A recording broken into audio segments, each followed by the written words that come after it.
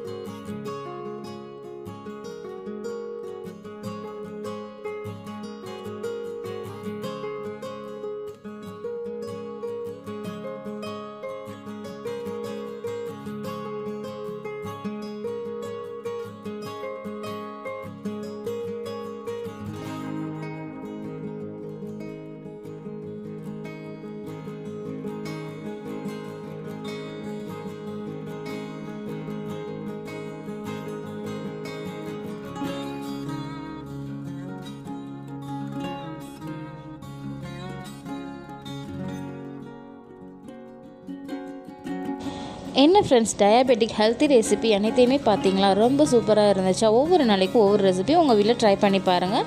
உங்களோட ஃபீட்பேக்கை என்னோட கமெண்ட் பாக்ஸில் சொல்லுங்கள். அடுத்தடுத்து டயபெட்டிக் பேஷண்ட்டுக்கான ரெசிபிஸ் நிறைய போடுவேன். ஹெல்த்தி ரெசிபி, ஆரோக்கியமான ரெசிபி நம்ம சேனலில் காத்திருக்கு. அடுத்ததாக வெயிட்லெஸ் ரெசிபியும் நான் போடுறதுக்கு இருக்கேன். உங்களுக்கு எந்த மாதிரி ரெசிபி வேணும் நம்ம சேனலுங்கிறத உங்களோட ஃபீட்பேக்கை என்னோட கமெண்ட் பாக்ஸில் சொல்லுங்கள். இது வரைக்கும் நம்ம சேனலை சப்ஸ்கிரைப் பண்ணாதான் நம்மளால சப்ஸ்கிரைப் பண்ணிக்கோங்க. பெல் பட்டனை கிளிக் பண்ணிக்கோங்க. வீடியோ வாட்ச் பண்ணதுக்கு தேங்க்யூ ஃப்ரெண்ட்ஸ், தேங்க்யூ.